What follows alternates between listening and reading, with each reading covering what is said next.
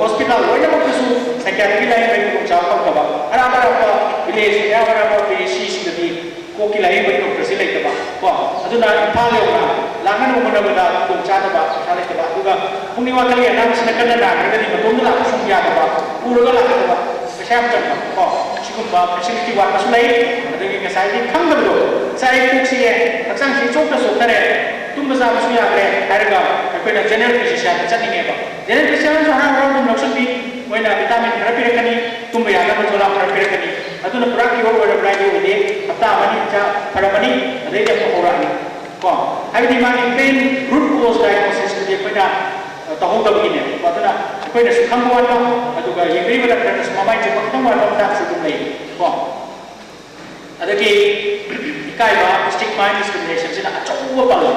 aduna ngasi di ko na thamjani wa pa ma di ko gi na di madam se ani to ma khai activity da communicable disease hai ba non communicable disease hai ba communicable hai se kai no ma yes ka communicable long na ba kan ma le na long na ba mahi na sa to kasi se tb long na ba cholera long na ba typhoid long na ba typhoid to long na ga le mahi na ba non communicable hai se kan ba long na ga ta betul mo na Sehingga ia lebih minum. BP very good. Ada diabetes, kau heart attack, lain dah. Ada ki pungni wakal yang dah. Ada hanya ni, aku ini cakap kuali, tapi mai patah mati, tanah lain yang tadi. Lu mana tak ingat lecin tadi. Communicable disease nabi sebab tak nak halam ni. Lagi halam ni hantar ke kolera dah, bakal dekat dekat sini. Tapi sidre, kayak cakap. Aduh cakap apa yang mungkin kita kari lagi. Misalnya globalization ka ta ko IT ka example ko mi sumi ni ngidre ko adu phamma loi to ge remote control pa re TV mana ko chang re ko tara to sidai me to ko adagi mu kaya na ke mu remote table sidai TV mala wa remote sidai ko bi wa hai ra jago bana hai ra ni sumne ni kita adagi mu kumdara ka rani office ka dai kumdara rani office sang ra ko phau rani ko aduna sedentary life which na kamai to re कोई ये non-communicable disease like diabetes, hypertension, heart disease, mental illness में आपसे लाए, अतः ना उसी non-communicable disease ना machine तमाम दिया पड़े, communicable disease दिया हंडर है, अतः ना उसे अपना target कम्युनिटी से non-communicable disease ने, non-communicable disease की मनुष्य आइना पल्ली को मरी से मशीन अपनी पार्टी के ना आपको कोई है, थाई ना HIV ना हालत में adagi tanya kolera na halam may amsi kan sing kami adu sikse nan communicable disease na paktat na nanay aduna India ko malibat tadi kay tore India ko malibat tadi diabetic capital of the world diabetes kan ko sini yang bikin apa sih masih atau kaya betul kami sih itu asal solani atau kunci jalan le ko ada diabetes sih Manipur India ko pati ni na nawa tu ba lain kiwi menunggu pati ni yang nawa tu mulai dah boleh, atau kalau boleh nak dan kemudian disease of party masih yang gelai sih nong gelai sih, kaya boleh mental illness no boleh, kau, aku pamli, sumsu pamau, kerana tu nanti kamu, atau mental illness di kamai kau kebu, masih dia bincang bincang naik kau, atau masak naik kau, lain betul nani ada kita bawa, kau, anyone, anybody, any sex, any age, itu dah nak kau, itu dah kau cium dia. Cium benda moya ada, kau mana pun pagi. Atau kau luar nama kau tidak dek, kau injection seorang kau punya, kau ingat kau pun memang healthy lifestyle lebih baik, kau nasihat saja terbaik. Atau kau nak punya wakil yang nak dikilang lagi, misalnya spiritual component, social health, kau memang kita tak kau, memang kita kau, yang nak greedy itu kau, ini kalau kita kamu se luar nama itu kau kira bayar lagi, besar tu kau lagi bukan, kau. Pointing dong, besar pola, besar cing, cuma memang tu jelas supaya kaya nak besarnya, apa kata orang ni, itu sahaja lagi. Real well health ni, kau, nada, besar dia simpan mengkena di health, besar apa besarnya, cuma, itu mainan pada mental health se, kamu dah kau ada kasi di, section betul kau ada kasi di, kau, itu cakap kasi eastern side, saya dia lagi mana ni boleh side juga, western side kita kan mana Amerika, UK, Europe, kan mana hal? West kan? Aduh, West di decades, 3 decades in Manga, psychiatrists in a quite again, most demanded, most in demand specialty to wait about. Well, a question of the psychiatrist, now we broke and now we drawing. At the minor can although Positive asked when James the need for the psychiatrist, need of the psychological inputs, Miki, Masapa, even after the interview for the psychologist, psychiatrist, have a country. See, like the young man, it was certificate young man, in a way of the door and corporate CGP low board member, the psychologist and psychiatrist happen. That are way in a country with the country. Wait, certificate of me was a target. Certificate of my warrants, I gave the size of it. Perhaps it's my 60 from I get any go. At the kind of title of center of the town, they get what you go. Karada Lama Channel Karada, I keep on going go. I like Susama. I can go. How you can find a piece? My certificate is with the main certificate of the market. Can you find a carefully education? But the certificate of education power. Certificate of the show, I know remember. No, we don't play the Panjalaga, certificate not only for marks, not only for certificates. Because it's happening. Very happening in the day. School members of we say first taba, second taba, third taba, recurrent and high I am respect of it. No, first time to the second taba, school carpet, cup of a first time I have to do Sweden, I took a mini of society. One of the evaluator under the body, high rate, as a mark, the kind of mark that automatic impression speed up, marks in a Marui kind of target, quick ultimate goals, by the second. The education is to make you responsible citizens. As I have told, I don't know a too much the leadership came to Riva. One person of the question and search below here. Akitan has a quick deliver me as a youth, Matane, must they have no able to see Masage. Yes, I give up a Zagito, but the Kitan will have to say. Nessa number 4, SP, Sima with a capital of the Atu, Hidamana in the Santa. Kalau dia quick nice, kita kita mana sah Masinga, sah Masinga berapa ni? Sah ni. Ada dia quick nice, LDO itu society dia berapa? LDO itu berapa ni? LDO itu, atau macam mana? High school sih, minum secure. Macam, atau state kerja, youth exchange program macam tu dia high school minum secure itu. Kita macam si lupa tapi sekarang ni. Lebih yang mana ya? Kadar kadar. Pada dikira yang ni, atau lebih sih tak ada reaksi. Masih bukan lebih dari mana itu belum lagi.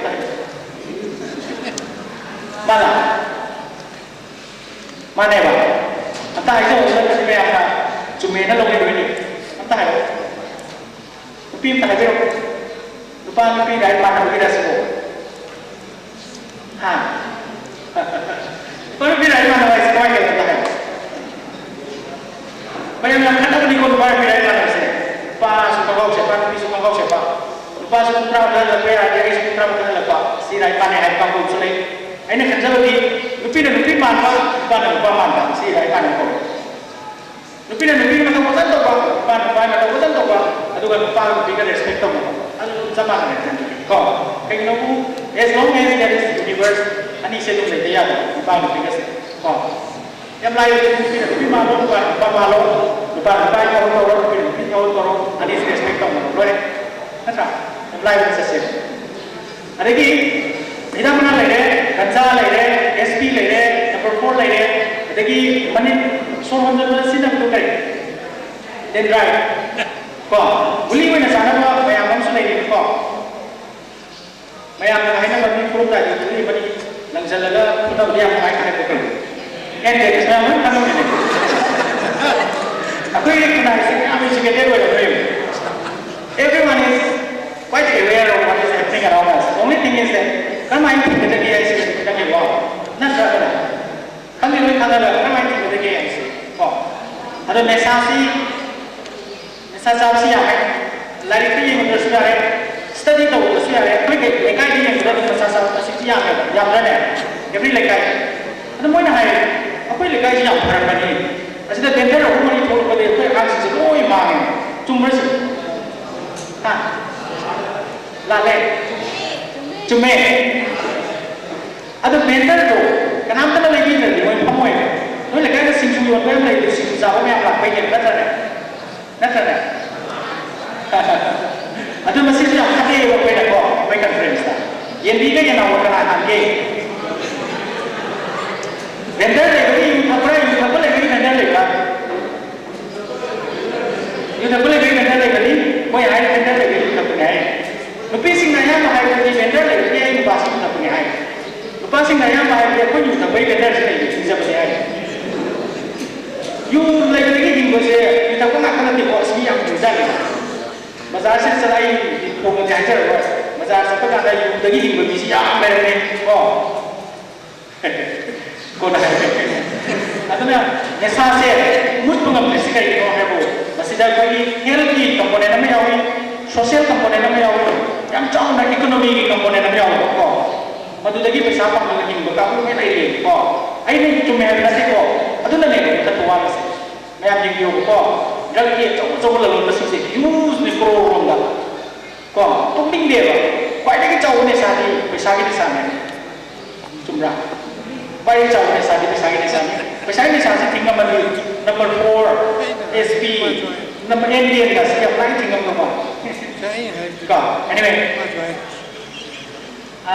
खर फेदो को अदि दी कना गुम्बा आइगी चाय no आइगी kitchen ची मा NASA से कर सान माले कमाई खन नेसा कर सिनर मान कमाई खन खतम बिता है समझाई भी मैं तो saya चुप बिगे प्राइस ले प्राइस के तो है भी ये बच्चों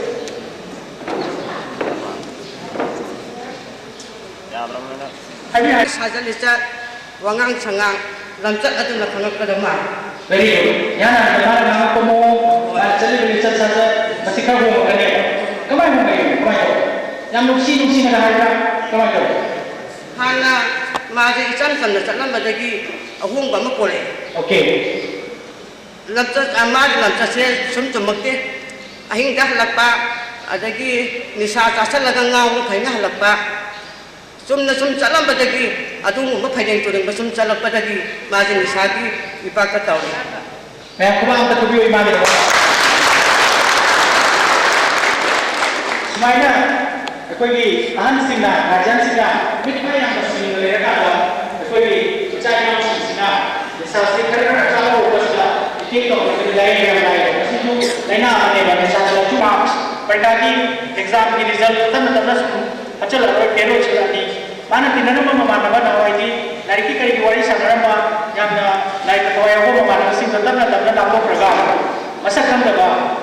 असai da पैसा तो उदब कुबा अरे यामना चिंगनी ga ba ममान सिंग तिनबा उरानी को हलागा लाइक सु तो वही मकुता साबा तको मतम नाय रोय मतम नाय न हलानी toilet में चिंग मपमदा मतम पिन पिन फंबा विरुम तोबा मसाया ये कुदा किंगिंग लाउ तोबा लोग बातुना लोग तुम हे मानबा तुम मतौरानी को करिगुम कांदा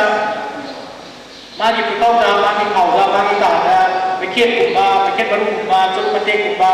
अदगी लंबा युवा उराबा को नाने साना मतलब लया इरिटेबल वेर संबल लबा अजन नेना ता वारी साना या या लबा अदु लाइ लाइ सुन काना वारी दगी कादन लापो किबा होय लगी क्या हेलतबा को पैसा मतन नगरगना पैसा क्या पामम दो पिना का लेके ने स्कूल को पतरा तुम भी ना तुम का तो याव मेरे को कर ले दी पैसा पिउ लाइक लाइ नि पी मन बगिनी अदु नि अदा लो बो गलकनी अदे लोगल लना हने ले का दी मानसी को गरी जैकेट कोमो करका सुन मांगे ना मांगे तो मोई को अदु का करिबा अदगी चला काना मिमो दि पोट लोन लो बा पोट ला अम बा असिम को पोट से लापा को अदुमा चेंजेस से मी मतलब लोय को मुनी है नते मी खरा उरगदी कोई कितन मितना सिंगा इमानबो वरसु मते पानो मनबा इचाइना वरसु येंगम मनबा अकंग आई लाप्रेसिंग मनाक पुनो मनबा तबुदम इमुं खरने कमाई तो आई चाना ट्रक चाय है इसे बागे डॉक्टर की डॉक्टर साइकियाट्रिस्ट की डॉक्टर की बना कर पड़े थी मीना खंगी नी काना काना नाला गिनी पूर्व सी कोई ने यामन कोई ये सी है ना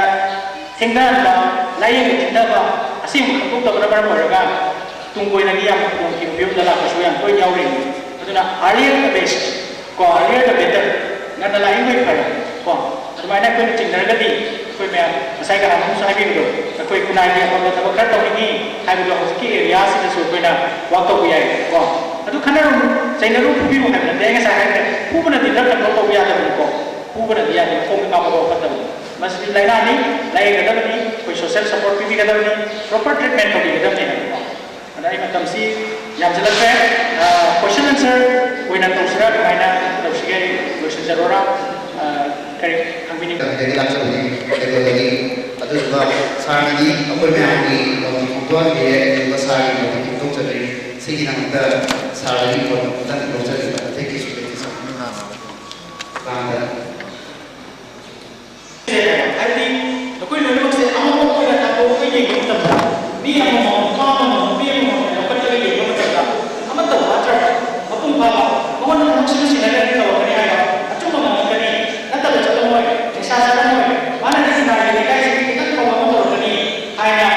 हासो तो हम मिशन हम कोई कोई अदर कोई एक्सपेक्टेशन अदर तुम्हारा है ना से ले को लोग से लोयर तो इंजीनियर मी है तो अच्छा मम्मी उसको भी है बड़ी हो गई बड़ी तो जो हम ले हैं मैं बता उसको नाव में से नहीं है सादा ऐसा क्या है उसको अभी चल सारे लोग हम बोलते हमारा लोग हम है को अदमान का ना रुपा और भी हो अच्छा नहीं रुपा अच्छा नहीं होती कोई बनाई सी सिंपल में हो गया कोई बनाई सी माय कोई रुपा सामान को ये एक हो गया फिर जा हो गया और क्या दो हो गया कोई सी को है वो को तो कोई वो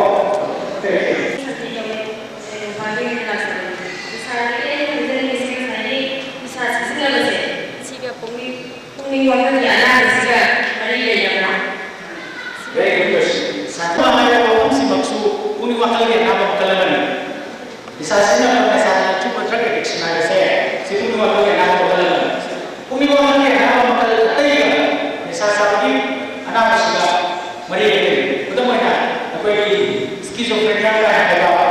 atau bipolar disorder kan ada, lain apa lagi? Masih ada yang ini saja. Itu tak pernah lagi, itu tak pernah lagi. Kok? Rumah itu ni awam. Saya ini kalau kita awam sini kalau tu macam saya, nanti awam berada dalam sesuatu muka. Saya ni siapa orang saya siapa? Atau kan?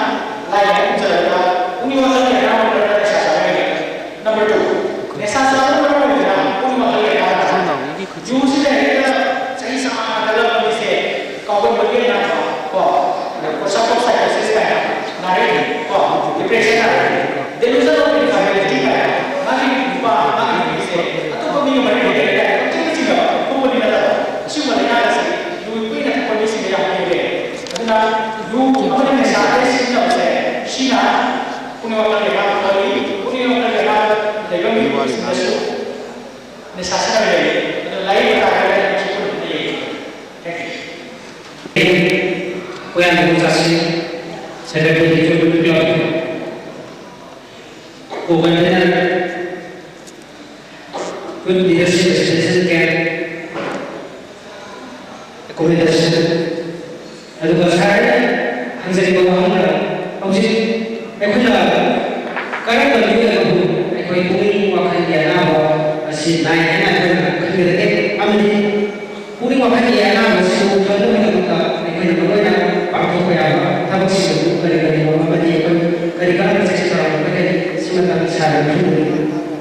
kerja bagus. Kita yang kita bawa poinkan dan amzaga. Aku ni sebelumnya ada sedikit mati, orang sangat mau betul, biar naik kerja. Mana kau ni orang sih Acuma ada aku mau kerja, proses mereka. Jadi ini dengan kau ya, aku jadi mana kau. Kain sahur, orang sangat sakit, orang sahur, orang lagi sahur, orang kerja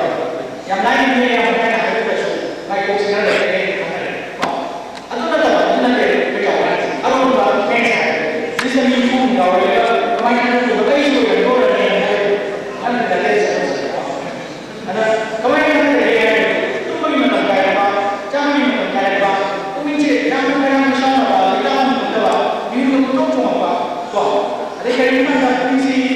वास्तव में कई बार हम problem को कहाँ है problem कहाँ है solve कहाँ है वो तो उम्मीद जमा को jadi ini cina mau cina mau itu yang sudah terjadi ini sudah terjadi ini kayak itu mereka cuma mereka lah juga cepat tapi mainnya sesuai itu mana cara juga seperti monitor seperti pengalaman atau experience masih sering kayak itu kayak yang ini kan mereka itu masih sebenarnya important fenomen itu ya kalau itu sebenarnya itu tidak sebenarnya asal betul ada di mana asal seperti dia akan mereka kaya seperti dia ada pemahaman semua apa yang juga penting apa yang harus kita sisi bagi semua orang seperti jadi yang kamu benar-benar mau sudah ada yang apa nama Indonesia macam berapa Kalau kita ini ada, kita kerja harus berbeda berbeda. Lainnya kita pun di rumah kita harus berbeda berbeda. Karena kita jenis dia, orang jangan saya setuju berbeda kan itu, masih jenis dia. Itu lain apa boleh? Boleh pasti dia siap ni. Sama yang kita harus buat tu. Throughout the world, India tu kira, Canada tu kira, Europe tu kira cepat. Dengan saya ini, depression pun, anxiety pun, tension pun, siapa sih? Aku nak, jadi kita sekarang ni mereka yang resiko dia. Jadi saya तुम बताना है बात चारों बताना है बात पता होगा बात वाह चिंता मत करो साथ वाह सारे साथ पूरा जाने को चिंता नहीं सोई साथ है कोई सी सीधे के लिए उनका काम को साथ है काम को यदि वो काम नहीं है को साथ kan ada juga tadi itu saya sudah kamu tadi obesity ya yang lain gue yang tadi gue lagi kerana gue yang tadi jadi tidak ada kok jadi kamu gue lagi bikin lagi kayak bisa kita kita hari mana kamu sih anxiety na depression na kaya naman na sila ato na exercise ba hoy ay na sa ba ato ga spiritual ko tarcha ba ko anxiety better na ay socially ito ato na ato ba ito di ka di puno sa kaya na di kaya na better ko yung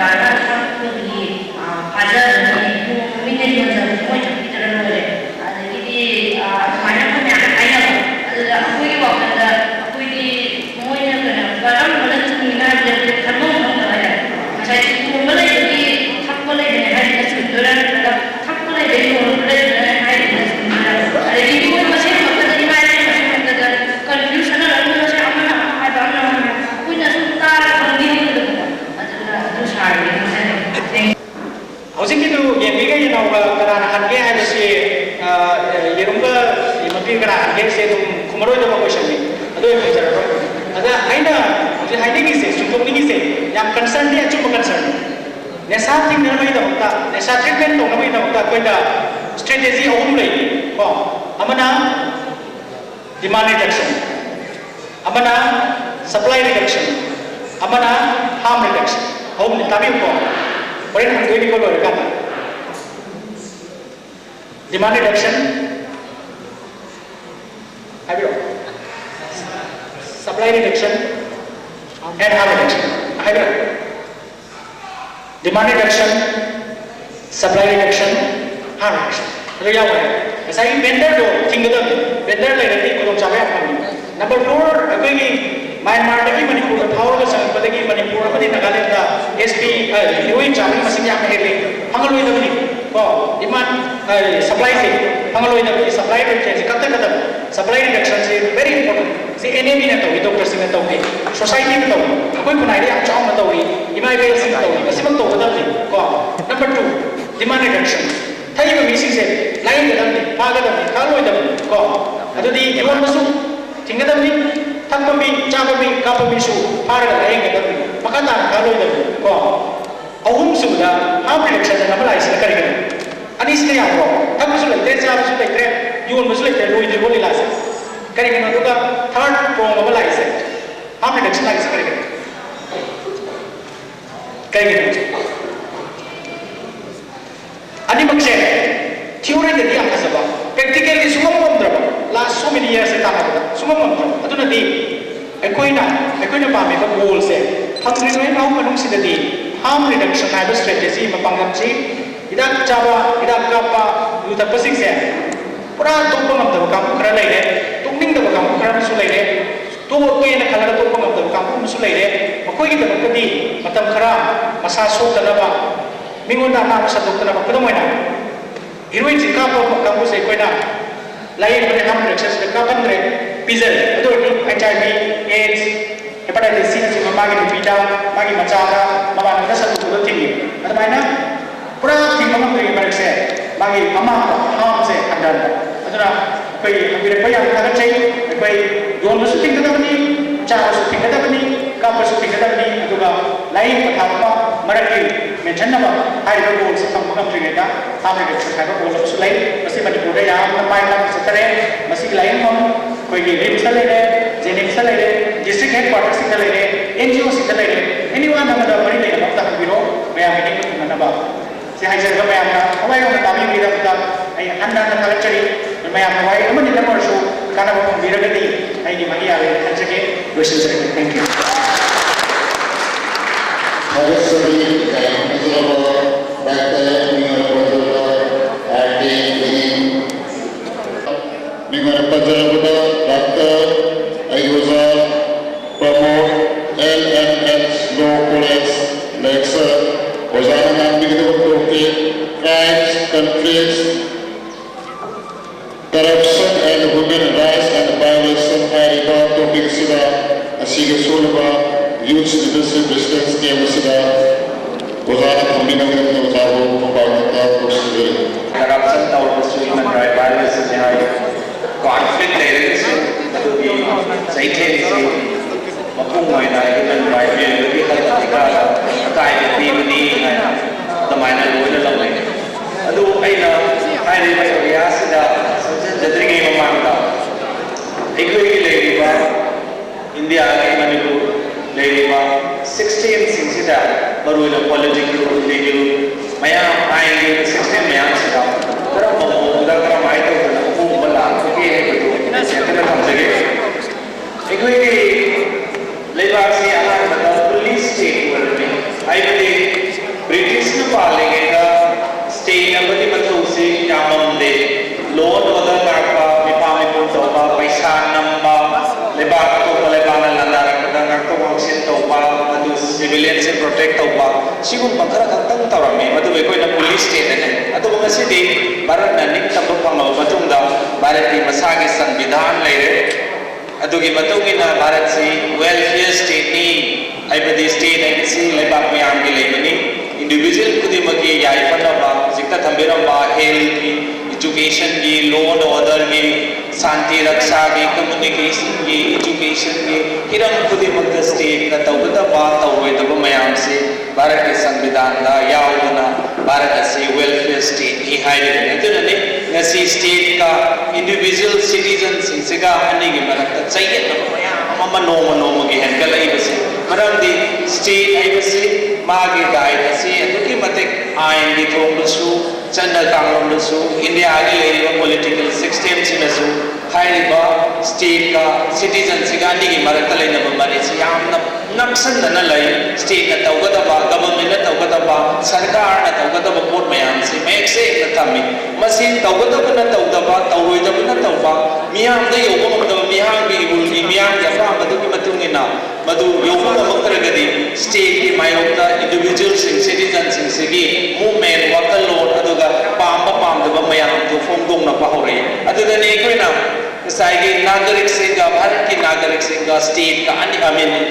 केनो सिंगा लेबाक सिंगा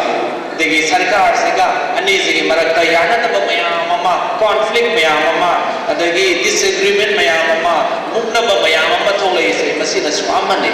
अदु तसेंगमा एकोइना state के दायित्व से Young मतम दाय for example kasaina crime haina haina se mi han mi pun tawba mi gi nataba tawba niyom ne yadaba offense criminal act tawba si ko koina crime haina hai crime haina se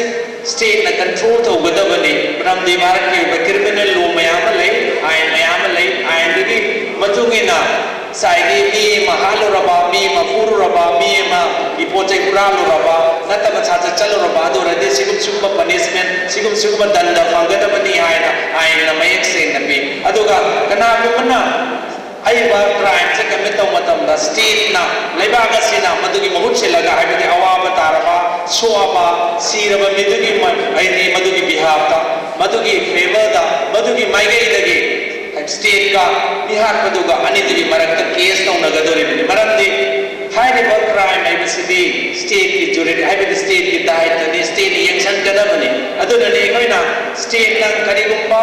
magi tawam tokba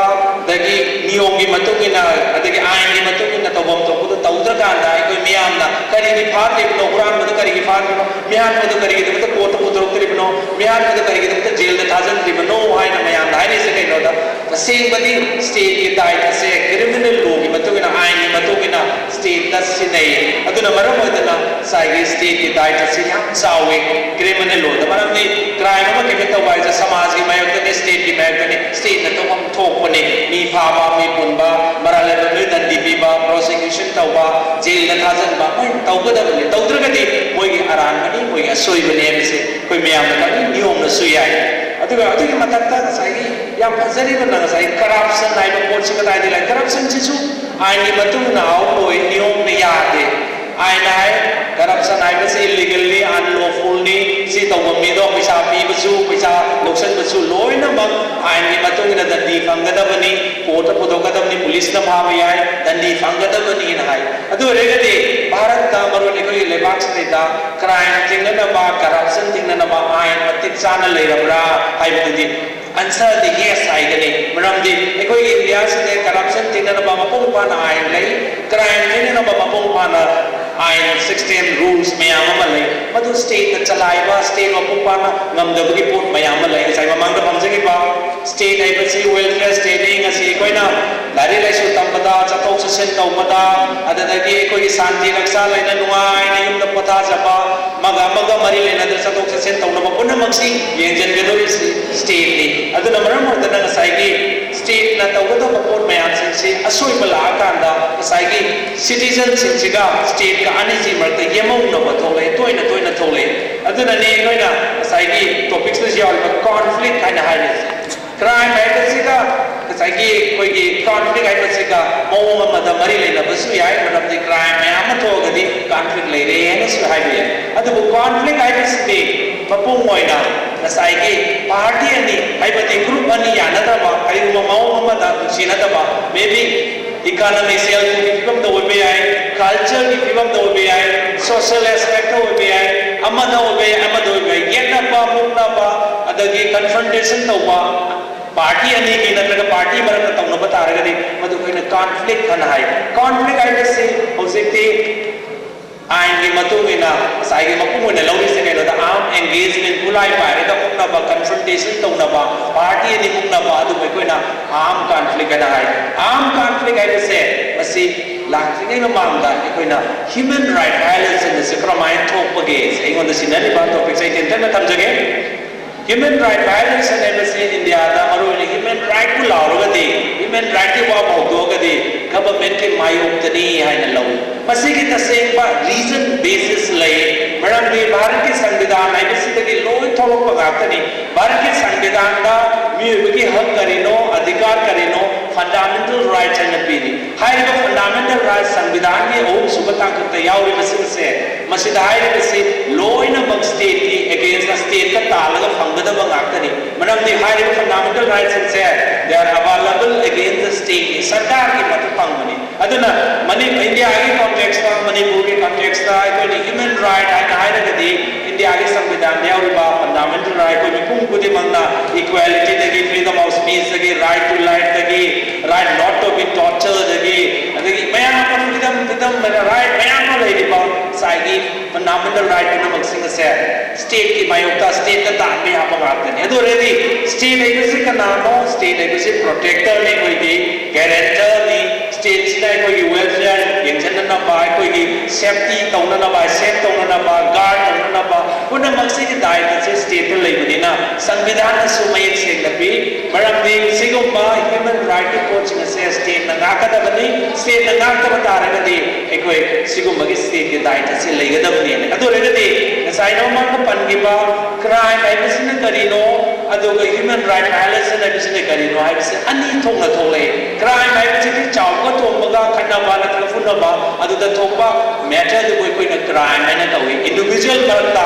अदगी कना कना गुबगी मरता नी दा उन मोय मरक तौनबा अदो नियम के मतुगिना हाइदे बदु जुम्बरा लांब्रा है बदु विचार तौरगा पुलिस न पारगा नीति नियम के मतुगिना कना न चुमी कना न लाली है ना क्रिमिनल लॉ की क्रिमिनल प्रोसीजर्स के मतुगिना तौबदु कोई न क्राइम तवे ह्यूमन राइट वायलेशन हाइरगदे मसाई स्टेट ना एकोई के हक अधिकार मयाम मंगापी गनी है ना कॉन्स्टिट्यूशन दा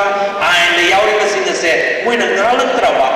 ngaki hai na ngak khan ba ko to tawraktra ba to bok to ku tawraktra ba ekoi da ni sokla ba adu matam da ekoi na human right violation to human right violation hai bisi the same number ekoi gi constitution ki संविधान की मतु के ना ekoi da peri bahag adhikar adu koi da peri bal liberty freedom dignity puna maksing se state na ngak pi ga da du ngalatra ba state na failure ba state na unable to ba protect ba safeguard to ba mantra ba adu regati ekoi ne human right violation to e law do adu regati human right violation to pas data mapung oina life se kada da no da state ai pasina koi puna ba ki sole responsibility law authority ma oire usekti maram de ain chatpa koi ki संविधान laiba 60 mamagi bukada salaiba lebak sasan tawba lamsidadi mapung oina state na daita si lawraga puna magi lawgadam ne adu regati state na mana pamba ain ma semaga lebak sasan tawba yamna konggadaba ain semba konggadaba niti niyom semaga praja mayam semai makutta tamaga humning ba jaga da humba puning ba jaga da puba lebak sasan tawmi mamong na tawba yabagi pot su leira pra regati suidna legane maram de ain kana da semi state na semi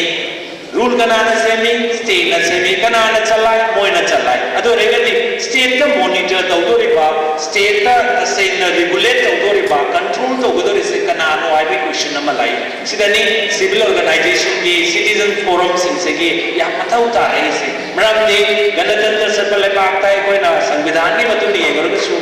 पुनमक मियाम या पापा मियाम गहनिंग बमयाम सिंसे नियम सुमना violence आवदना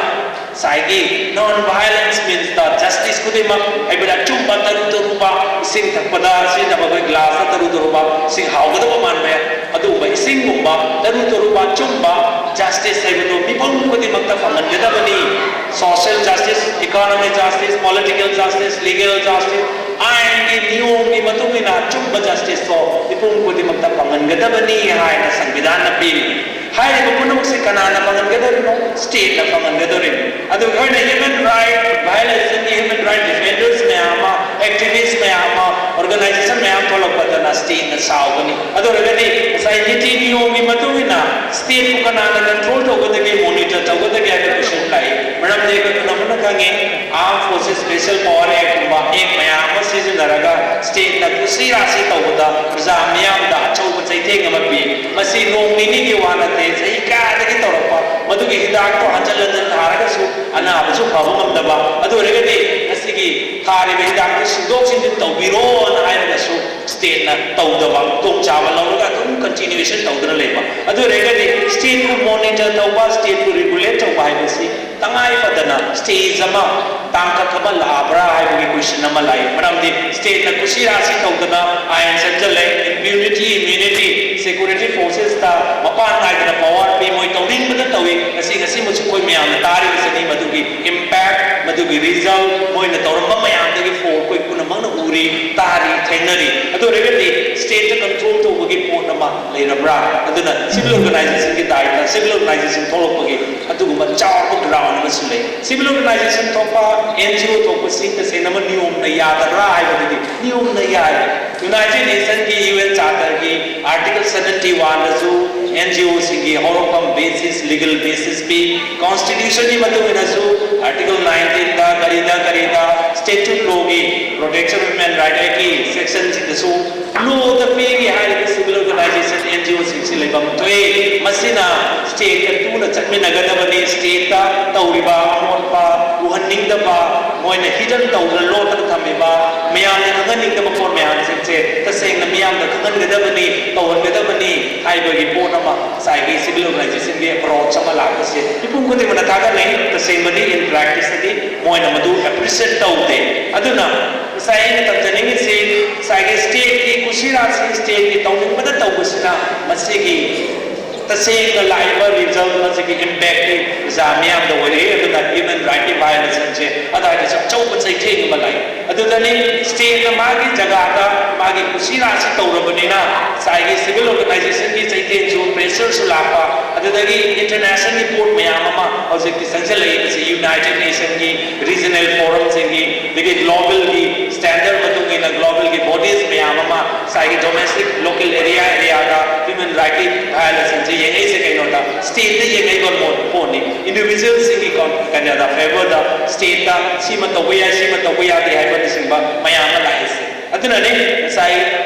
state ki manunda maru hoina human right violence and thokpase amaga nuksina da badagi amaga punna badagi chaina badagi thokpudu na crime ni aduga state na tobam thokpa mana ibam thokpa ngakom thokpa safeguard thokpa protect thokpa citizen nagarik singi hak adhikar se ngakraba failure raba aduga thoina ngakpi se bidraba da human right violence singi achaw issue lai aduna mahadara kadai na conflict ki port se sanjan jage conflict ऐसी पृथ्वी के समाज को दिमाग society को दिमाग conflict नहीं metro city वैसे लो दिल्ली वैसे लो मद्रास वैसे लो कोलकाता वैसे लो इम्फाल वैसे लो कोहिमा वैसे लो conflict नहीं तो बस society नहीं थी अतो conflict ऐसी एक कोई ना अन्य थोक नो उबिया है साइड तक जगह पर conflict ऐसी साइड negotiable तो उबिया हो conflict social economic factors के आधार चम ना याना तो मकर ले बदले मधु संदाय ना भी आप पोट में यहाँ मले अतो ना तब conflict मरोई ना international humanitarian law ना गहाई बा आम conflict का याम serious form में बतौले बसी तैसे ना भाई कोई ना साना बता game को दी मकी rule ले बताओ ना boxing यहाँ में dangerous हो game नी hockey नी अतः follow साना पर rules ले सुमाई तो तना पुनः चाहिए बा आम confrontation तो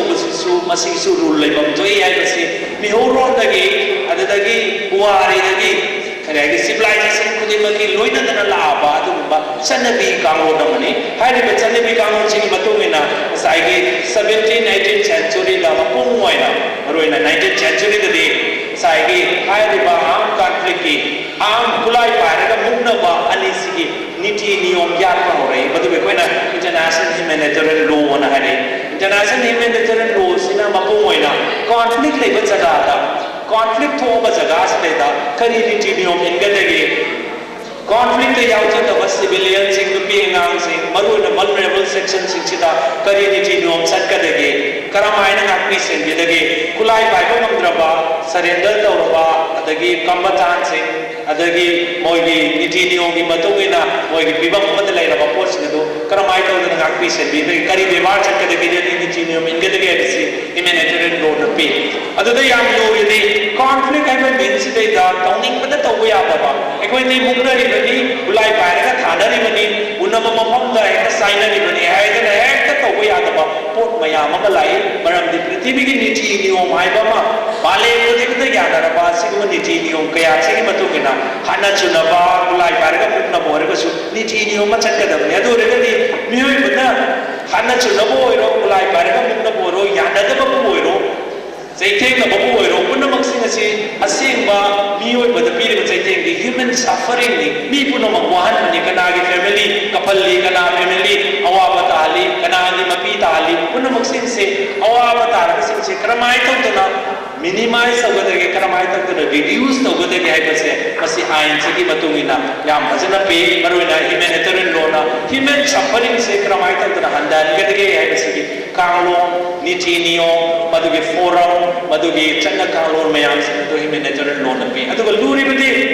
सिर्फ conflict ले बस राज से देता human right protect तो हुआ human right safeguard तो हुआ बसे achau issue mo way maram the conflict matamda human right reports na se kana na thawa yaute adu human right violence to ko se conflict in da anything to ko ya conflict in da corruption su to ko ya conflict in da crime kal kya ja to e rupi ngam de to crime maru ena sides ko ki samaj to e sing se conflict ni hairaga marale na midu faap ngamde marale na midu prosecution to monde marale na midu jail thajan ngamde maram di conflict lei baside da investigation tawada su pautak sarani miyam da jaman mi badasu adagi information share tawada su madu su kautak sarani conflict hai basina puna maksigi achau block kama tawe aduna maram odana saigi human right violence tawada yam chawna chaiteng piri ba yam chawna itil piri si conflict city adu prithvi ke marwena United Nations ko mana hai ba conflict ki maram chide da human rights se provide to the protect of the guy basically United Nations ke magi effort magi attain magi work se activities se nalli ne de ke ho rabani aduna ne sai conflict se internal conflict hoigera international conflict hoigera hai badi state amagi country ki manuda thoko hoigera country amaga atopa country amaga involved torga thoko hoigera international hoigera internal hoigera conflict as a conflict ni yoi bagi hak adhikar conflict to ko jaga se da punamak to ngakpi se di bai se tangai padre hai se prithvi ki nipam da prithvi niyamri United Nations ki kholau hai approach hai moi ge attain moi ge individuals ki mai yam se ni aduna ayam sang lo jaroi tenta na saigi loisan jara pada ka saigi ekhoi ki manipur ki context ta mapung oida sai conflict boiro crime boiro corruption boiro mase karamai taudana ekhoi karamai ta buya is ekhoi ki society se maloina problematic oi issue me am surround ta se ka jo doctor amana tamira me doctor lenin na mapung oida ekhoi si koi ki bacteria da gi koi ki mahik me am ekhoi society se yom ma ga ekhoi sam ta su uru lai da yom lai saksa bada iru zabada satau sasin tau bada koam koam da laina si mahik sing sine ko attack tau bada ge da to mai tau da na ekhoi ki society se su evils me am amana mahik me am ne ko se yom da le chik mamang lai tam jagi ba conflict ai ba force se unending oi ba continuous process samai ko is da le masi namra ko itana ekhoi na chau ko sai cheng la pe ado ekhoi na kari tau ba ta ge ai basine Prithvita Malayanda Europe se hari bani theater of war hari bani war tau na conflict laina education being chaukat civilization pore late aduna ta ko sai conflict laita society laite conflict laita samaj laite conflict manu the life issue tame conflict manu the development pore conflict manu the progressive society se bada miyam gi naharul gi thauda yam chauna pidana prithvi gi maru in European gi sai gi model to European the saukalapagi eno se koina uba bagi history da aduna sai conflict issue mayam ma leire su ekoi saukat da yate progressive oi da yate samaj gi prithvi gi miyam chele development da koi yau da yate aduna ekoi na unique warabane ekoi this gi dosata arabas yom chakra samasya se leire bani aya koi kuna mana khan bagi maram chada bra ai tamjage adu ero na sai mamang da tamjage ba ekoi ni state da state ki ya sai gi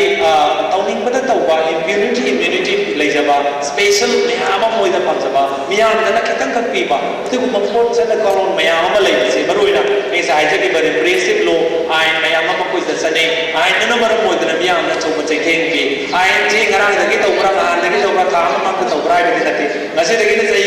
kutra ki mamang da continuously adum tawdana lai adu ki se je do counter predictive to koi miyam da the koi miyam da nai koi miyam awa pata hali adu hai ba hidak hai bidi samaj su nai government su nai police su nai miyam su nai loina nai mina narga de hospital chali doctor ta ne government na narga de kramai to wa government su nai ke ino da sigumba hatta ba hidak mayam ma society de apply da antibiotic oi ba counter predictive be hidak ma apply da patri hai de ni hidak su do ko chum mani adu ito hai na miyam na ana abasing la wa su doctor de hidak su thokte sin dokte adu re ꯀꯗꯥꯏꯗ ꯂꯥꯟꯕꯅꯣ ꯍꯥꯏꯕꯁꯤ ꯁꯤꯗꯁꯨ ꯑꯔꯥꯟꯕ ꯑꯆꯧꯕ ꯑꯃ ꯂꯩꯔꯕꯅꯤ ꯑꯗꯨꯅ ꯑꯩꯈꯣꯏꯅ ꯄꯨꯝꯅꯃꯛꯅ ꯄꯨꯜꯂꯒ ꯑꯩꯈꯣꯏ ꯄꯨꯝꯅꯃꯛꯅ ꯌꯨꯅꯥꯏꯇꯦꯗꯂꯤ ꯁꯤꯒꯨꯝꯕ ꯄꯣꯠꯁꯤꯡ ꯑꯁꯦ ꯂꯣꯖꯤꯀꯦꯜꯂꯤ ꯀꯔꯤ ꯍꯥꯏꯅꯤ ꯅꯤꯌꯣꯝꯒꯤ ꯃꯇꯨꯡ ꯏꯟꯅ ꯆꯠꯅ ꯀꯥꯡꯂꯣꯟꯒꯤ ꯃꯇꯨꯡ ꯏꯟꯅ ꯑꯩꯈꯣꯏ ꯁꯤꯒꯨꯝꯕ ꯄꯣꯠꯁꯤꯡ ꯑꯁꯦ ꯑꯥꯎꯠꯗꯦꯇꯦꯗ ꯑꯣꯏꯔꯦ ꯆꯠꯅꯗ꯭ꯔꯦ ꯑꯩꯈꯣꯏꯁꯤꯅ ꯁꯃꯥꯖꯗ ꯄꯨꯔꯛꯄ ꯌꯥꯔꯣꯏ ꯑꯦꯄ꯭ꯂꯥꯏ ꯇꯧꯕ ꯌꯥꯔꯣꯏ ꯍꯥꯏꯕꯁꯤ ꯑꯩꯈꯣꯏ ꯄꯨꯝꯅꯃꯛꯅ ꯊꯝꯕ ꯆꯨꯝꯕ꯭ꯔꯥ ꯍꯥꯏꯕꯗꯨ ꯊꯝꯖꯒꯦ ꯑꯗꯨꯒ ꯂꯣꯏꯅꯅ ꯉꯁꯥꯏ ꯑꯩꯈꯣꯏꯒꯤ ꯁꯤꯗꯩꯗ ꯀꯔꯝꯍꯥꯏꯅ ꯇꯧꯗꯅ ꯆꯨꯝꯊꯣꯛꯀꯗꯒꯦ ꯑꯩꯈꯣꯏꯒꯤ ꯔꯨꯜ ꯀꯗꯥꯏꯗ ꯂꯩꯒꯦ ꯍꯥꯏꯕꯁꯤ ꯁꯤꯁꯨ ꯑꯆꯧꯕ ꯋꯥꯍꯪ ꯑꯃꯅꯤ ꯑꯩꯈꯣꯏ ꯄꯨꯝꯅꯃꯛ ꯑꯁꯣꯏꯕ ꯀꯔꯤꯅꯣ ꯀꯅꯥꯅ ꯁꯣꯏ ꯁ꯭ꯇꯦꯠꯅ ꯀꯩꯗꯧꯔꯤ ꯃꯤꯌꯥꯝꯅ ꯀꯩꯗꯧꯔꯤ ꯑꯩꯈꯣꯏ ꯀꯗꯥꯏꯗ ꯂꯩ ꯀꯗꯥꯏꯗ ꯆꯩꯊꯦꯡ ꯄꯤꯔꯤ ꯀꯔꯤꯒꯤ ꯐꯤꯕꯝꯗ ꯂꯩꯒꯦꯁꯦ ꯑꯩꯈꯣꯏ ꯂꯣꯏꯅ ꯈꯪꯉꯤ ꯑꯗꯨ ꯑꯣꯏꯔꯒꯗꯤ मालयम अचौब ट्रेन ग्लोबल ट्रेन ꯉꯁꯥꯏ ꯃꯃꯥꯡꯗ ꯊꯝꯖꯈꯤꯕ ग्लोबलाइजेशन लिबरलाइजेशन मैम अर्बनाइजेशन की पोट मैम मसी अखोइना ब्लॉक तौब ngamde चौखलैब खोंगथांजे अखोइना अखोइदि संगकनो अखोइ चन्ना कानून लेजे अखोइ सिस्टम लेजे अखोइ रूल लेजे अखोइ चन्ना पदाब लेजे अदुना मपानदगि लाप इन्फ्लुएंस मैम से ग्लोबल इम्पैक्ट लिबरलाइजेशन की इम्पैक्ट मैम से अखोइ थिंगबदि सुंगम नमोय अखोइ माइ मैम से अखोइ बैलेंस तौब ताइ मैनेज तौब ताइ अखोइ फजना प्रॉपर्ली इफेक्टिवली यूज तौब ताइ अखोइ सिजनब ताइ अदुनानि अखोइना ग्लोबल की कॉन्टेक्स्ट अमरोइना मियोइबगि हक अधिकार यामना मरुओइसे पृथ्वी मियामना यानरबा स्टैंडर्ड अमा लै मी अमना हिंबदा करी करी चांगी मी अमगे मेंटल फिजिकल एजुकेशनल मयाम मागी कैरियर मागी अचीवमेंट मयाम से करमाय तौदना सापट जगदगी हाइबसिदा करी करी दरकार होय ए दरकार होब्रा बी दरकार होब्रा सी दरकार होब्रा जे दरकार होब्रा हाइबसि मसना मिनिमम रिक्वायरमेंट मा यातन लेरबा ग्लोबल स्टैंडर्ड हाइना साइगी साउपट पा साउपट तबा दगी चौकल लेबा मिया पुनम यानरबा स्टैंडर्ड मा अदुम स्टैंडर्ड दो एकोइ लेबाक दो चन्नबा यादब्रा हाइबे क्वेश्चन नंबर लाई अदुननि human right defenders human right तो वर्क तौर बिचिन नाउ सिंसिना ग्लोबल स्टैंडर्ड दो कोइ लेबाक सु इंडिया बिचु चाना चुनना चपियो अदु ओरगदि एकोइ मियाम बि निंग तुबा एकोइ मियाम बि स्वागत तौब लेबाकनी हाइन लोनरि बसि मरमदि एकोइ चन्ना कानून छिदैदा पृथ्वी की चन्नरि बपोचिन से एकोइ से यावरा हाइबदि यावदि ममी खर ताबगे वानी ग्लोबल की स्टैंडर्ड दो ग्लोबल के 1 to 10 बोले रे कलो अदु इंडिया के 1 to कनो वंगदि लेसे तंखाइ बो फादे सरु मरी तो बगे अनि कतंग इंडिया के 6 टेम्स द ममी ताइ अदु रेगदि इकोइ से दा चो अहो ब लेरबरा ग्लोबल स्टैंडर्ड दो इंडिया के कोई स्टेट की कोई लेबाक से दा कुशलबगे मतौ दो याम ताइ अदु द एसिमिलेशन तौबा इनकॉर्पोरेशन तौबा मियाम की पृथ्वी की लमसे से कोई सु यावजबगे प्रोग्रेसिव सोसाइटी में सेमजबगे अदेका प्रोसेनिजी दो इकोइ सु फमम तोय अदु इरोइना ngasai state sina mapumoina miyamna lawa miyamna sai apam pungai basideta sai gi culture vegetation increase to badawna tawi haibadi madu encourage to badawna tawi badawna panjage tentakna sai gi state na miyamna pamiba karino maram ni jamamanga haijagi baduni fundamental right miyam darbi miyam the entitled to buni every individual entitled to ba enjoy to badaba haiba eno miyam singa se state ni yengjan gedorimi ai ki chai su lari karmai tami adadagi communication karmai to soro karmai chali law and order karmai tawi punna maksa state ki daitwa ni na na thamjagi baduni aduna ngasai state na tawba tamsida da apumoina citizen singina nagari singna hierarchy mau tawdaba masai ha na to boya mo ki kari wali mo ne kari pami to bo to sing to tawdaba dagi miyam sing se soro ka tawlai dagi protest tawlai rally chalai demand tawlai hierarchy sing sina kare ai state na culture of education ama education to bada increase to ba encourage to ba port ama life se masi jangna life te mane koi puna mana yaro da ba culture ni koi puna mana pa na ba ni me ba puna mana khatna ba ye na ba saw na ba se kana chu pa ne koi puna ma santi we na chawpat na le bin ne nga du hai da chain na ba muk na ba aduga amaga nuksi na da ba port sina koi miya par ka le ka de sum thonai sum lai de sum thonai ase koi na laptop na ba gi achauba eno ma changi अदुगा इरोइना साइ अखोइगी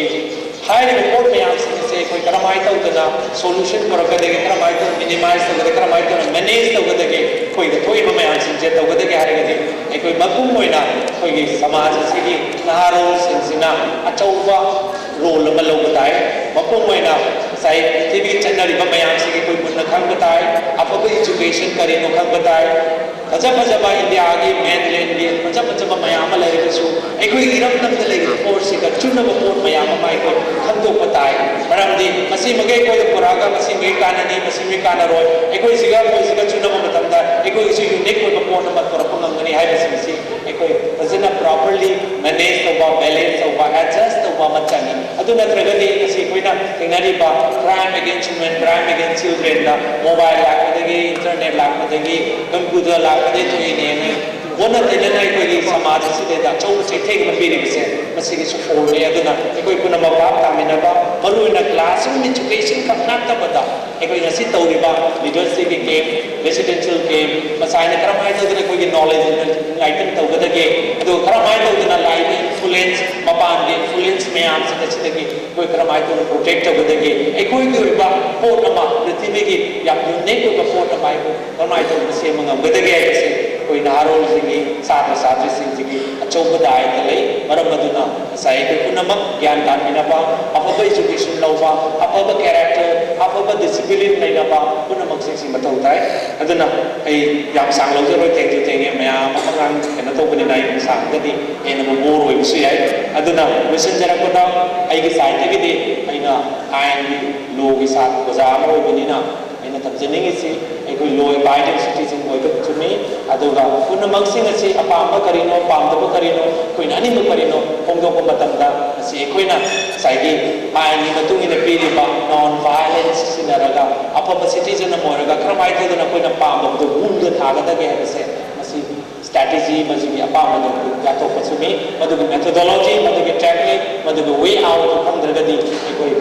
पृथ्वी में आमना अदुगा कोई न पामे पांडा में कोई unique बनी है society unique बनी है तो गम दम सुया ये हंसे दे हाई काय में लोग से ये तो लीविंग सने कोई के साथ हम भी रहे अदुगा सुबह के साइड के लास्ट जगह तो कोई सार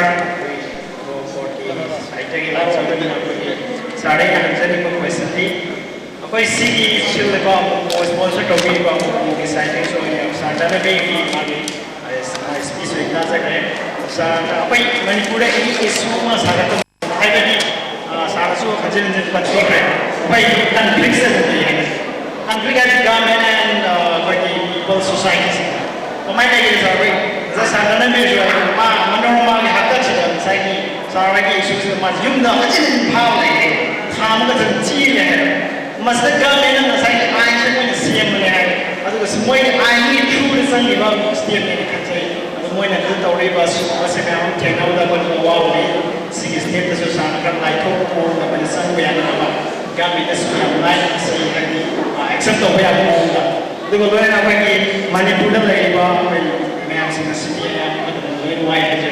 Berarti apa komunikasi dia apa mobile phone ni lagi, tu betul apa isu sangat tu betul lah. Pas saat mana mesti lagi apa ni perasaan kata si pembuat tahu tentang si lagi apa apa Manipur sih yang लगा दिए बस unity वाला का भी मानक का लिए है इसे कंजे तो सारे बा मालूम है सिद्ध सो कोई इशू सिद्धा आसिक मरम ले हम से खम पाए कोई कोई भी हम मरंगा सिगुम्बा पाम दबा कोई सिटीजन सिद्धा थोड़े ही बताओ लोग सिंह मतंगा यहाँ की मूवमेंट लाखों मतंगा कोई यूनाइटेडली फाइट तो बहुत तब से सिगी परमंग सुयावरा अदुगा साइगी पब्लिक सिंह वकल उन से माइंड से क्रमाई तो उन्हें मोल तो उगदगे हाई बसिगी मसुयावे माइंड से तसेना यो कुदी मुक्ता माना मनोरमा की अदगे अतई इंसिडेंट में आम तो कुछ मुक्से मानव यादवा अदगे कामु करना कई दोगदगे कई यावर कई दोगदगे ऐसे कानों में फोनी न करका मौ मदले तो गले बसे क्रमाई तो उन्हें कुछ पूरा कदगे हाई बसे तसेंगली एक कोई पुनः थोड़ी बंदों दो बयान से कि भाव तामिना बसे आईडी यौतर प्राय ने खाली मरमदी एक कोई किधर थोड़ी बसी यारी पोक तो थोप यारे सेगमाई तो थोप यारे उरी पोक तो थोप यारे अदु बुमसी की समाज के लाइना से वन सुधी डॉक्टर न जाए बिर में लाइना से गली गए ये उतर के दिए नारी से सिगु मलाइना से अम्मा थोके अनि थोके हम थोके मधु प्रेसिडेंट होरेगा सुम असी मत इदना साइगे सगु सरंग ले मे कोलम में न मयाम थोले इदना मसिदैदा मियाम की योबो ममियाम की यादे मियाम ना मॉनिटर तो की पोट मत उतर के दे मधु न तुमदा हजल लंदन थोलप याबगे लंदन नबगे पोट मयाम लै मसि तसे न मधु की राशनल वकलो लै त मिसि तसे न कोइना मधु की एजुकेशन की समाज की सोशल इन्वॉल्वमेंट लै दबा यौ दबा खंजन दबा कांगुनी मसा की सेल्फ सेंट्रिक दबा कांगुनी लो सुयाय ꯑꯗꯨꯒ ꯃꯣꯏꯗ ꯏꯖꯨꯀꯦꯁꯟ ꯄꯤꯕ ꯍꯥꯏꯕꯁꯦ ꯑꯗꯨꯃꯛ ꯂꯣꯏ ꯁꯃꯥꯖ ꯑꯃꯗ ꯑꯅꯤꯃꯛ ꯂꯣꯏ ꯂꯩꯒꯅꯤ ꯑꯐꯕ ꯈꯟꯕ ꯐꯠꯇꯕ ꯈꯟꯕ ꯑꯗꯨꯕꯨ ꯑꯐꯕ ꯈꯟꯕ ꯃꯤꯁꯤꯗꯤ ꯑꯐꯕ ꯊꯕꯛ ꯇꯧꯕꯁꯤꯗꯤ ꯌꯥꯔꯤꯈꯩꯗꯤ ꯃꯥꯏꯅꯣꯔꯤꯇꯤ ꯆꯥꯕꯗꯧꯅ ꯇꯧꯋꯤ ꯑꯩꯈꯣꯏꯒꯤ ꯁꯃꯥꯖꯗ ꯑꯗꯨ ꯃꯁꯤ ꯁꯤꯚꯤꯂꯥꯏꯖꯦꯁꯟ ꯆꯥꯎꯈꯠꯄ ꯄ꯭ꯔꯣꯒ꯭ꯔꯦꯁꯤቭ ꯑꯣꯏꯕ ꯁꯣꯁꯥꯏꯇꯤꯒꯤ ꯆꯠꯅ ꯀꯥꯡꯂꯣꯟꯅꯤ ꯑꯐꯕ ꯊꯕꯛ ꯇꯧꯕꯅ ꯃꯥꯏꯅꯣꯔꯤꯇꯤ ꯑꯣꯏ ꯐꯠꯇꯕ ꯊꯕꯛ ꯇꯧꯕꯅ ꯃꯦꯖꯣꯔꯤꯇꯤ ꯑꯣꯏ ꯃꯗꯨꯒꯤ ꯁꯤꯝꯕꯣꯜꯗꯨ ꯃꯗꯨꯒꯤ ꯁꯤꯟꯊꯣꯝꯗꯨ ꯑꯩꯈꯣꯏꯒꯤ ꯁꯣꯁꯥꯏꯇꯤꯁꯨ ꯂꯩꯔꯕ꯭रा ꯑꯗꯨ ꯀꯣꯛꯇ꯭ꯔꯤꯕ꯭ꯔꯥ ꯍꯥꯏꯅ ꯈꯜꯂꯤ ꯃꯗꯨꯒꯤ ꯂꯥꯏꯌꯦꯡꯗꯨꯗꯤ ꯃꯇꯝ ꯈꯔ ꯆꯪꯒꯗꯕ ꯃꯥꯜꯂꯤ ꯑꯩꯈꯣꯏ ꯄꯨꯝꯅꯃꯛꯅ ꯚꯥꯞ ꯇꯥꯃꯤꯟꯅꯔꯒ ꯑꯐꯕ ꯔꯤꯖꯜ ꯂꯥꯏꯐꯥꯎ ꯇꯤꯗ꯭ꯔꯤꯕ ꯃꯥꯏ ꯂꯩꯀꯥꯏ ꯐꯥꯔꯅꯤꯁꯇꯒꯤꯅꯤ ꯑꯩꯅ ꯍꯪꯖꯅꯤꯡꯕ ꯑꯍꯥꯟꯕ ꯀꯣꯏꯁꯟꯁꯦ ꯍꯥꯎ ꯗꯨ ꯗ ꯀꯃꯟ people view of the Armed Forces Prison Power Act 1958? How do the common people view of the Armed Forces Prison Power Act 1958? Anisuba question. Manipur ki laibata issue mayama amasung problem mayama miyoi beki effect of the human right of the people in the state of northeast of India and Manipur. Ahum suba question na Manipur da aspa haibe ekshi kari maram ki thamlibno maka tarakada ikoi Armed Forces Power Act 1958 chi kari ikoi na hojik Manipur one of the point Iram Daru Sarbilana ngasi mahna Forces Power Act 1958 chi remove tau hai masi India government na tauti ki maram kari gino aduga hojik mana remove tauroi na koi India government na masi ki saptaba laibra aduga Manipur da koi aspa hai basi karama matam na changlaki masi ki ek hai basi karino Manipur da aspa ek hai basina Manipur ki ma iben amasu satra naharon sing asi aduki matik chai chengri ethic of Manipuri people Armed Forces Power Act 1958 in northeast of India so many people aduna Manipur ki aspa da lapthok hanbai ki damakta masi koina human right ki Manipur ki human right of Manipur ki miyoi singsina masi kari pambai lai bi ke masi karama matam da muthat ka dege koi ki ise sanmila masa makso hojik chahi 34 su dile masi magi democracy magi apamba ma pamidi koina sum padar ka matam da thengna haraga Armed Forces Power Act 1958 remove to hoin hai masi tau dagna sangalakada apaspa gi apumoina apaspa se karamba matam da sanagi karamai tau lokthok da ge karamai tau dana koi India gi koi ai law book sida ge law gi sida gi ain chanabi sida gi sega se ki da ge ai gi magi wa ne na ka je ahan pada Armed Forces Special Power Act ki wari me amala ge 1942 ki ordinance oi rabi adagi among 1958 da parliament na yang dedakna discussion tawraga aduri reincarnation tawbani amohan na poke bane 1958 da adagi 1980s dagi entire Manipur da chalaiba hogre laigre tamai tawdana ikoina punamala thangi do ngasi bawa do temporarily review taw la bani do permanently continuation ama lai but emergency law ra army law ra martial law ra ai question ama sulai masi di emergency law sunate martial law sunate special law ina do sale ko inde age hoina special condition de apply to the legislative intention che aduga karamai to na mudan ka dege 1997 da Supreme Court ki judgment da constitutional law re do's and don't kara period if Supreme Court ki jagah da constitutional bench apna pe bani still review to bagi constitution ki larger bench asa laga high represent se amuksu challenge so bhi aapki room lai tarra hai the judicial process da still lai re kana na chatkani karam namina chalaga successful loi kani hai baduna atopa question mane aduga still constitutional larger bench hai bani constitution ki koiba bench se mangana saba tare na saba mapan na saba taramatu na saba larger constitutional bench da ko ye review to bagi adugi forum ma usipati maram ma lai tarra hai bani lai aduga ani subada madu court ki wasina ta bada object people judgment ma change maram de democracy and miyam ki role ni miyam na ko ni miyam ki swatata miyam na lan to balai ba ni aduna object finally kanada lai miyam ki judgment ma change miyam ki one voice da one state da Armed Forces Special Power Act shall be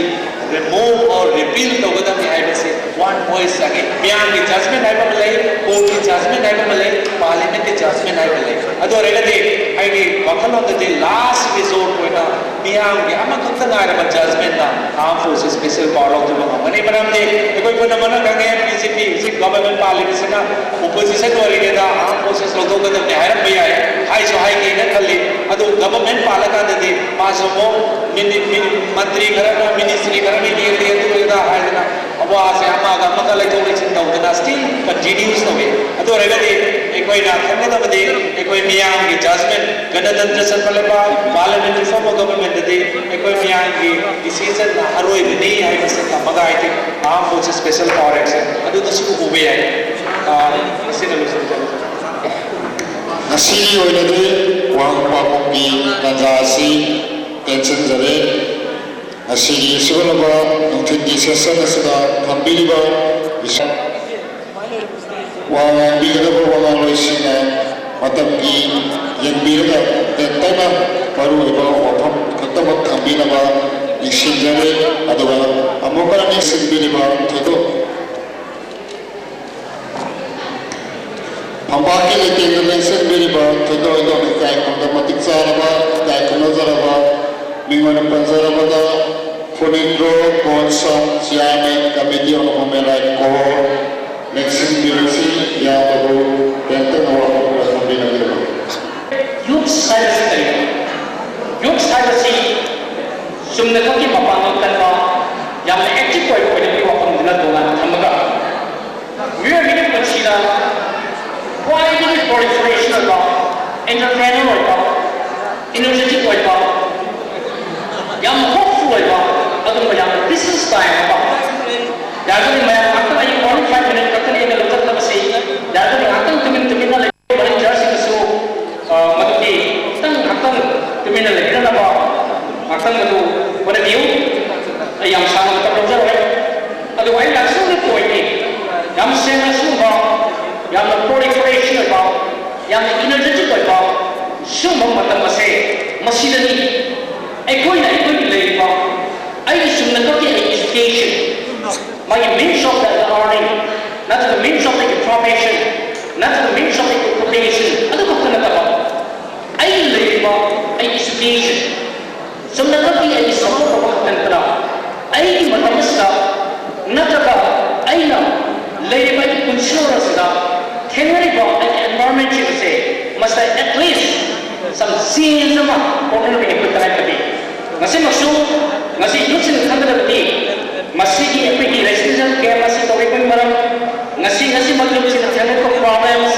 yuk kata nak masih society itu lagi bah, memang kita nak cari teman-teman bah,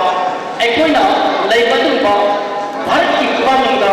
hai bagi Bharat jalan bah, lengah tu dia menunda. Shau lesinga sama apa nifu apa nesakar matuda ekoi dah tidak tahu lagi tuan lagi syak kucing madu infection mari economic impacts labor by education impact not only political right impact and fundamental right impact mayam lagi mari human right by human right to life impact mayam labor sahaja general right impact betul bukan kaya ekoi mereka pun crime mayam that is committed by not only that particular step. Koi masih koi mata lapa. Which in the community mereka tuan awam alem. Insyaallah kita pergi pergi waktu mayam apa. Pura-pura kita pergi masakta. Nanti koi masih mereka sampai koi mayam lagi. Agaknya after all, ini laksana koi kita sikit dapat ni. Adu kumba nasi apa jangan bersama saya masih dapat sih sama. Nanti passion apa. Koi dah tahu passion ada. Koi mi makan apa jalan baik atau apa jauh tu nak apa. Ada yang saya rasa macam mana macam apa. Ada yang yang mereka paham tahu cosmetic ni apa tak tahu. Maya dia tu tak apa. That is not passion. My passion is that to change the society in a positive way. We need a revolution. Kalau mahu revolution, tu dia change apa? Radical change kalau kita tahu. Mereka nasi orang pergi mana? Tangan tu problem apa apa. Face away. Masina labor masih youth asna tuan ba role mayam ko ro ekoi labor problems to say solve the unati adu ba resource ba adu ba energy ba ashen ba or sanjam ba bakal lo labor life ba adu ba bakal ki you know you the peer better to fight like you I will consider लोइना आई तांगसिदा टेक्सी जरले लोइना कोई गिलेबा को all Manipur club united all Manipur united club organisation मतम साथ हिंगोशु लोइना कोई सोसाइटी दा यूथ ने ले जबा यामना सोशलिज्म बा लाइक ना को ले जबा यूथ ने ले जबा बा पुनाय बा अदम सोसाइटी बा अदम सीन जमा को मोना मतदा हमकोना सपोर्ट बाय लोकली ना को मतम सा कुछ ओशु अब को मर्सन दा स्किलती टेक्सी जाय तो अखोई अखंग हाइसिंग Hibi ngara lagi na si phokra chathara pasida khoi abaja akhang haisi moja sila yamna mari sumlaba wakhal pumi da khoi khangjin bada kana rama yamna mari sumlaba khoi wakhum mayam biram le adu ngasi akhoi ye person sida su akhoi ayam mana le su thairaba akhoi class 10 digina 12 BA school laba mairo suna na ka ya gumba adu mama ko hai ka bajara laila sigi lamda amadi ngasigi ke persina laila su sai ko wala ka su amadi masa hai ka suna doctor wala ka su engineer wala ka su madri mado wala ka su mama mapa hai ka suna isan samba masa sida hai ko thokpa kai ko hai amani dan du ai mai ai tan khai jage आई अगर number पे जा के person की भी जा सकते हैं but हो जाए आई कोई नसी की दुबी मजा सी मतलब लगी मामा है लंदन सी की मामा है और ये तो आई कोई ये मौसा इपाई कोना लाइन सी की मामा ने हम लोग वाला हम लिंगे सब कोई लंदन मंग चौसिन लिंगे यार न संबंध सी मरे ना मदद लिंगे बताऊंगा कोई हल लंदन सीना हाईवी रंबा ताकि रंबा पावर सुगी मनुदा ए सारे की कफाइये हाईवा लोइना मक्सुद थमेल थमगा वरक तबनी हाईवी हाईवा सुमो वाहे अदुगा मतलब कि जाफर जुलाई आमदी कासिगी कंप्यूटर रीजन सिन्ना तबना मतलब कि रेडियो अदेगी खबर का sama मको लेतने मतमदा अखोई लेथुं लेगाबा हारि लेथुं थंबा कादा अखोई मफम लगी अमदी मागे की तारका बखये कार्बन इंडिया का बदा तारका पाओ अदेगी अमदा चिंग अखोई खबर सुनु बदा आरापा लखैजन बदा तारका पाओ अदुमा मयाम सिंदु अखोई लेथुं लेगाबा सदेदा मफम ददा तहुई मफम ददा तहुई हाइबे चिंगसी पाओ इदु तबना मतम ददा अखोई वाखल लक्ष्य अमदी से सुखरा वखदार अदुना नुपी कनुपागा अहल सिन हाइबे नुपी कनुपागा मानबा यादे हाइबा वाखल थबिरा ले हौजिति नुपी नुपागे रात मानरे हाइ मानबा सथोय नुपी सु युकुई नुपा सु युकुई नुपा ना डॉक्टर नुपी सु होय नुपा ना मिनिस्टर नुपी सु होय बमे नुपा की नुपी ना लाले हाइबे के सुनते लोइना फिल्म खुदी मक्ता राइट लो माने हाइसी अमरो दया अदुबो अखोई की साधन तलिसता अबदि फिजिकल चचाला अमदे अखोई की तोबया अमदे तोबया दवा मसी नुपी की कोई की करहदा मागी सदन लोच सी नुपा को न तोबया नुपी सिना कोई इमु नमदा असा नुपी अमदि नुपा ले मतम सिदा कोई मसा नुपी सिना अमदि मसा नुपा सिना हलक चकाना हाईवे नकाला लेकाई की लगे पे रो कोई रकाला अमदि लेकाई की हलमन सिंह अमदि तो परमिशन कया खरे के ममा दो फते ले हाय ममा दो फते ले आज क्या आजन दे ममा दिनों सिचिना पता ममा दो लगे ममा दो मधु यानी ने दियो में तीन साता दिए खाई के बा अदुगा अंगान सिचिना मकुम मरे खाबा अफवा मीमा हाइबेदी मसक को पमी और का ए ममा दो और कल ममा दो समाइदा मधु वखले दुमी हाय ने ममा से और कदम ना करवा नुपी सिंह दुना ममा को कर ना दो मसा जिस से ना समाइ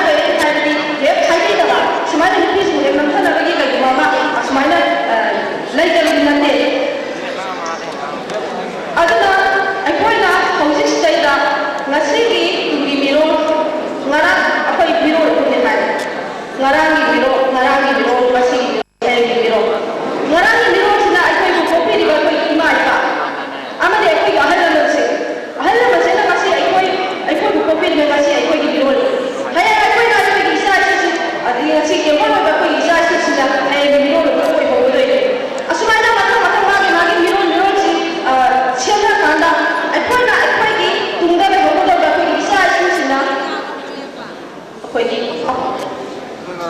ꯌꯥꯝꯅ ꯐꯖꯕ ꯑꯃꯗꯤ ꯃꯄꯨꯡ ꯐꯥꯕ ꯇꯪꯗꯨ ꯂꯩꯇꯥꯕ ꯑꯃꯗꯤ ꯆꯥꯎꯈꯠꯄ ꯈꯨꯟꯅꯥꯏ ꯑꯃ ꯑꯣꯏꯍꯟꯅꯕꯒꯤꯗꯃꯛ ꯉꯁꯤ ꯌꯨꯠ ꯂꯤꯗꯔꯁꯤꯞ ꯑꯁꯤ ꯑꯩꯈꯣꯏꯒꯤ ꯑꯃꯨꯛ ꯑꯣꯏꯅ ꯁꯤꯟꯕꯤ ꯂꯥꯡꯕꯤꯔꯒ ꯏꯝꯐꯥꯜ ꯏꯁ ꯌꯨꯅꯥꯏꯇꯦꯠ ꯑꯥꯏꯄꯤꯑꯣꯒ ꯄꯨꯟꯅ ꯈꯨꯠꯁꯝꯅꯔꯒ ꯁꯤꯟꯕꯤ ꯂꯥꯡꯕꯤꯗꯅ ꯑꯩꯈꯣꯏꯒꯤ ꯁꯤꯒꯨꯝꯂꯕ ꯒꯦꯝ ꯑꯁꯤ ꯄꯥꯡꯊꯣꯛꯄꯅꯤ ꯍꯥꯏꯅ ꯑꯩꯒꯤ ꯋꯥꯈꯜꯗ ꯂꯧꯖꯩ ꯑꯗꯨꯒ ꯑꯃꯨꯛ ꯉꯁꯤꯁꯤ ꯅꯍꯥ ꯑꯣꯏꯔꯤꯕ ꯅꯈꯣꯏꯅ ꯅꯈꯣꯏꯒꯤ ꯐ꯭ꯌꯨꯆꯔꯒꯤ ꯅꯈꯣꯏꯅ ꯑꯣꯏꯅꯤꯡꯕ ꯚꯤꯖꯟ ꯑꯗꯣ ꯃꯌꯦꯛ ꯁꯦꯡꯅ ꯊꯝꯒꯗꯕꯅꯤ ꯑꯩꯈꯣꯏꯅ ꯗꯔꯀꯥꯔ ꯑꯣꯏꯔꯤꯕꯁꯤ ꯑꯩꯅ ꯉꯁꯤ ꯁꯥꯇ꯭ꯔ ꯑꯃ ꯑꯣꯏꯔꯤꯉꯩꯗ ꯍꯌꯦꯡ ꯑꯩꯅ ꯁꯥꯇ꯭ꯔ ꯑꯣꯏꯕ ꯂꯣꯏꯔꯕ ꯃꯇꯨꯡꯗ ꯑꯩꯁꯤ ꯀꯔꯤ ꯑꯣꯏꯒꯦ ꯀꯔꯤ ꯑꯣꯏꯅꯤꯡꯒꯦ ꯍꯥꯏꯕꯁꯦ ꯑꯩꯒꯤ ꯚꯤꯖꯟꯁꯦ ꯌꯥꯝꯅ ꯃꯌꯦꯛ ꯁꯦꯡꯒꯗꯕꯅꯤ ꯑꯩꯒꯤ ꯚꯤꯖꯟꯁꯤꯅ ꯃꯌꯦꯛ ꯁꯦꯡꯗ꯭ꯔꯒꯗꯤ ꯑꯩꯒꯤ ꯍꯌꯦꯡ ꯄꯣꯠꯂꯣꯏꯗ ꯃꯌꯦꯛ ꯁꯦꯡꯗꯅ ꯁꯨꯃꯛ ꯂꯩꯒꯅꯤ ꯃꯔꯝ ꯑꯗꯨꯅ ꯑꯩꯅ ꯉꯁꯤ ꯑꯩꯒꯤ ꯏꯃꯥ ꯏꯄꯥ ꯑꯩꯒꯤ ꯏꯌꯥꯝꯕ ꯏꯆꯤꯜ ꯏꯅꯥꯎ ꯄꯨꯝꯅꯃꯛꯇ ꯑꯩꯅ ꯑꯄꯥꯝꯕ ꯈꯨꯗꯤꯡꯃꯛ ꯗꯤꯃꯥꯟ ꯇꯧꯕꯗ ꯄꯤꯔꯤꯉꯩ ꯃꯇꯝꯁꯤꯗ ꯑꯩꯅ ꯌꯥꯝꯅ ꯃꯌꯦꯛ ꯁꯦꯡꯕ ꯚꯤꯖꯟ ꯑꯗꯨꯗ ꯑꯩ ꯃꯤꯁꯟ